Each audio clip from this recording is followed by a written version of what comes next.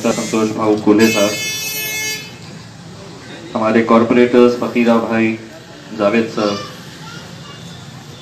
सलीम साहब, याकूब भाई, यहाँ पर मौजूद जावेद सेठ, रफीक सेठ, वाहिद सेठ, कन्नड़ नगर परिषद के तमाम काउंसलर्स, मेरे हिसाब से सभी लोग आ गए हैं। मैं एक एक का नाम नहीं ले सकता हूं, लेकिन आप सभी का बहुत बहुत धन्यवाद। संतोष भाई कोल्हे को ऐसा लगा कि मुझे मराठी आती नहीं तो वो हिंदी में बोलती है, मैं मराठी बोलूंगा। मैं सबसे पहले तो आप सबका बहुत बहुत तहे दिल से शुक्रिया अदा करता हूं कि आप लोग यहाँ पर एक छोटे से कार्यक्रम के लिए यहाँ पर उपस्थित हुए हैं। मेरे बारे में जो हमारे लेक्चरर साहब ने, प्रोफेसर साहब ने जो बताया है, मैं आपका तहे दिल से शुक्रिया अदा करता हूं। पूरी ईमानदारी के साथ कोशिश कर रहा हूं कि 5 साल लोगों ने जो यकीन और भरोसा मुझ पर जताया है, 5 साल के बाद वो 4 लाख लोग जिन्होंने मुझ पर यकीन किया है, उनमें से एक भी आदमी को ये अफसोस नहीं होना चाहिए कि मेरा वोट गलत जगह पे गया है। मैं यहाँ पर कन्नड़ में आज आने का मकसद यही था कि ये उद्घाटन का कार्यक्रम तो था ही, लेकिन 14 तारीख से दिल्ली में लोकसभा का अधिवेशन शुरू होने वाला है।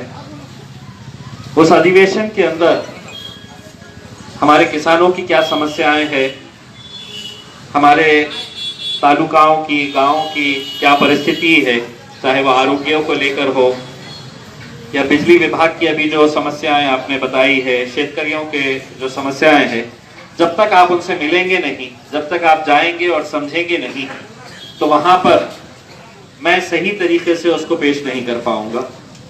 तो इसीलिए यहाँ पर आने का मकसद भी यही था कि यहाँ पर क्या क्या समस्याएं हैं वो समझ के ले, और उसी दौरान यहाँ पे उद्घाटन का कार्यक्रम रखा गया था, उस उद्घाटन के कार्यक्रम के अंदर भी शरीक हो सके। संतोष भाई ने जैसा एक उदाहरण के तौर के ऊपर दिया है कि मैंने वेंटिलेटर्स का मुद्दा जो उठाया था, देखिए आज जब मैं यहाँ पर गेस्ट हाउस के अंदर बैठा हुआ था तो बहुत सारे निवेदन लोगों ने लेकर आए कि अपनी अपनी समस्याओं के ताल्लुक से मैं ये समझकर चलता हूं कि ये 5 सालों के अंदर मेरा लक्ष्य जो है, मैंने एक जो दृढ़ निश्चय किया है कि आने वाले 4 साल जो मेरे बचे हुए हैं, वो 4 सालों के अंदर कन्नड़ के अस्पताल को हम इतना भारी और इतना सक्षम बना देंगे कि दोबारा कोई पेशेंट यहाँ से आप औरंगाबाद को रेफर न करें। ये हमारी कोशिश है। देखिए अभी 3 दिन पहले जब जिलाधिकारी दफ्तर के अंदर मीटिंग हुई, उस मीटिंग के अंदर जब ये मुद्दा निकला कि वेंटिलेटर्स आज लोगों को क्यों नहीं मिल रहे हैं, क्या वजह है कि आज लोगों को वेंटिलेटर्स की वजह से कई पेशेंट्स की मौत हो रही है, तो मैंने एक सवाल उठाया कि कितने वेंटिलेटर्स आए हुए हैं जो आपने कन्नड़, गंगापुर और वैजापुर के अंदर दिए हैं। तो वहां पर मुझे आंकड़े बताए गए कि साहब कन्नड़ के अंदर हमने 2 लगा दिए, वैजापुर में 4 लगा दिए, गंगापुर में 5 लगा दिए। मैंने कहा ये लगा दिए आपने बराबर बताए हैं, आए कितने हैं इसका हिसाब दीजिए। तो पता चला कि कन्नड़ के अंदर 10 वेंटिलेटर्स आए हैं, पड़े हैं। गंगापुर जैसे इलाके के अंदर 19 वेंटिलेटर्स अगर आए हैं तो वो 19 वेंटिलेटर्स चलाने के लिए कितने डॉक्टर्स, कितने एमडी, कितने फिजिशियंस, कितने इंटेंसिविस्ट चाहिए, ये किसी को कुछ पता नहीं। आए हैं, रखे हैं। कन्नड़ में आए हैं 10, पड़े हैं। वैजापुर के अंदर भी वैसा ही कुछ हालत।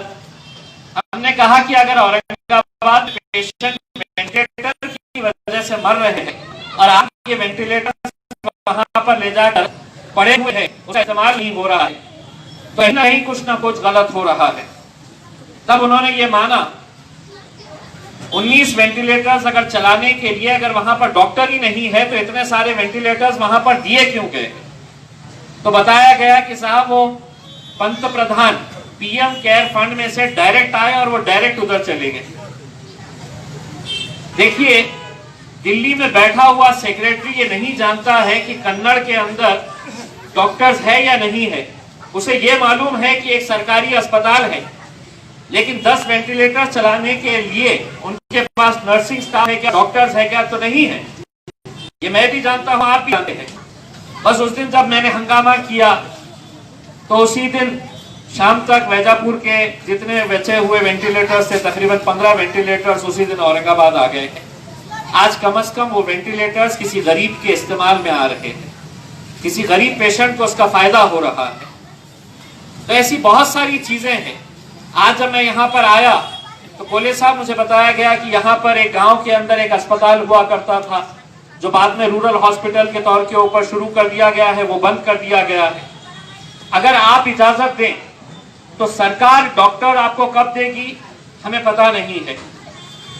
हम कोशिश करेंगे कि वहां पर हॉस्पिटल दोबारा वो शुरू हो, लेकिन अगर नगर परिषद अगर इजाजत देता है तो हम कुछ ऐसे एनजीओज के साथ बात कर रहे हैं जिनका हॉस्पिटल्स के अंदर बहुत अच्छा काम है। मेरी उनके साथ अभी मीटिंग चल रही है। अगर वो इमारत अगर आप देते हैं तो हम पूना के एक ऐसे एनजीओ को यहाँ पर लेकर आएंगे जिसके डॉक्टर्स भी अपने खुद के रहेंगे, जो मुफ्त के अंदर पूरी मेडिसिन भी देंगे और पूरा इलाज भी है। जितने भी मेडिकल टेस्ट किए जाते हैं पैथोलॉजी लैब के, वो पूरे मुफ्त के अंदर कराए जाएंगे। उसका मॉनिटरिंग आप करिएगा, आप देखिएगा कि ये बराबर लोगों को सहूलत, और जिस दिन लगेगा कि नहीं ये एग्रीमेंट हमारा मुफ्त के अंदर का है, ये एग्रीमेंट से हटकर है, दूसरे दिन उनको हम वापस भेज देंगे।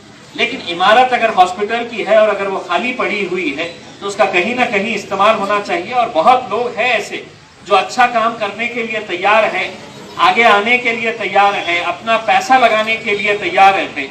तो हमारी कोशिश ये रहेगी कि मैं ये अधिवेशन खत्म होने के बाद वो मीटिंग एक आपके साथ करते हैं, आप इजाजत दें तो हम जल्द से जल्द वो हॉस्पिटल वहां पर हम शुरू करेंगे। दूसरी, देखिए किसी ना किसी को तो फॉलो करना, हर वक्त कोई शिकायत करते रहेगा तो ये तो मुमकिन नहीं है।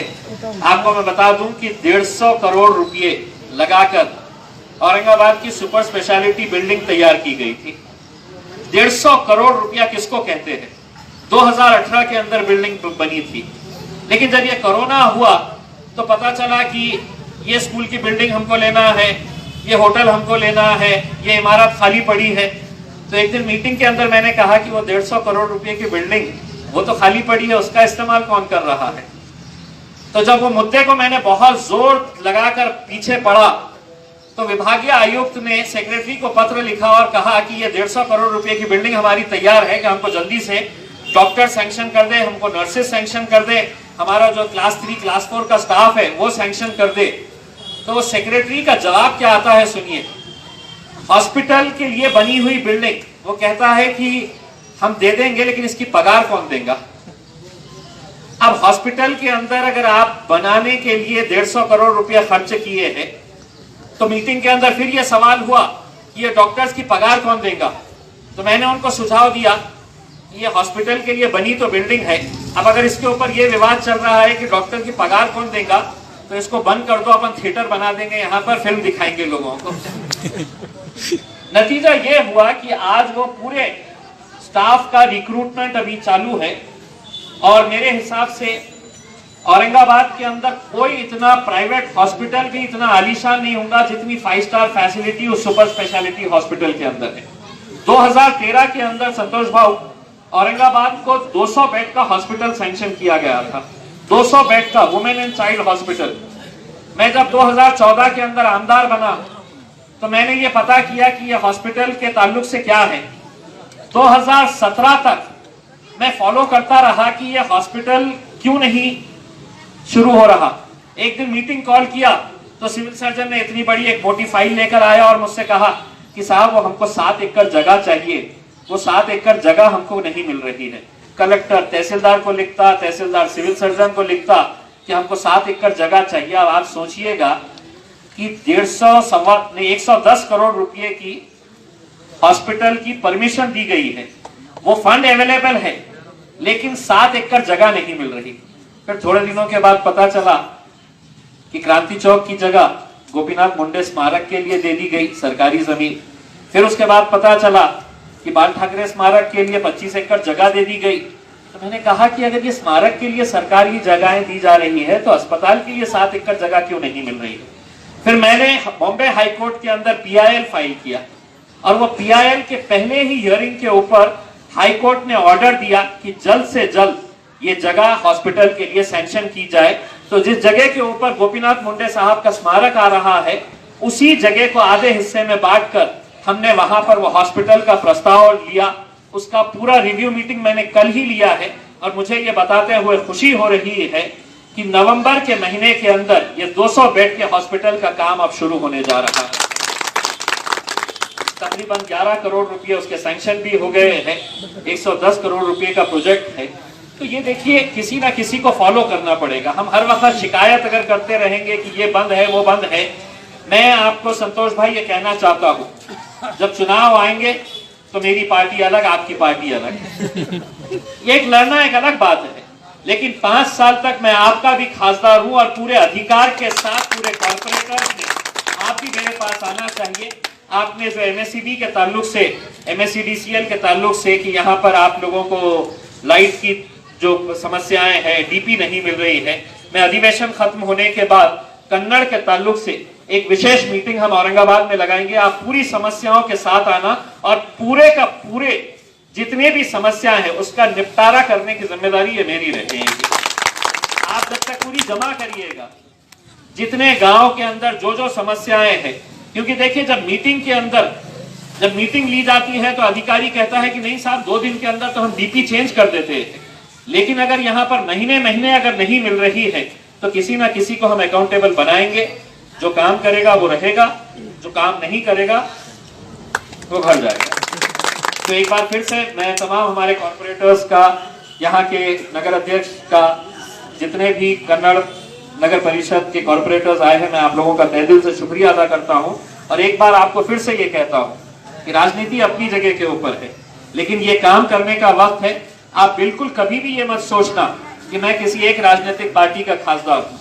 जब हम इलेक्शन लड़ते हैं तो पार्टी के नाम के ऊपर लड़ते हैं, लेकिन जब चुनकर आते हैं तो मैं तमाम जाति, धर्म, मजहब और तमाम राजनीतिक पार्टियों का खासदार हूँ। ये आप लोगों को बताने के लिए आया हूँ और उम्मीद करता हूँ कि आप लोग बिना झिझक के आप कभी भी मुझे कॉल कर सकते हैं, आ सकते हैं और आपकी जो समस्या है मैं उसको निपटाने की पूरी कोशिश करूंगा, एक ईमानदार कोशिश। बहुत बहुत धन्यवाद।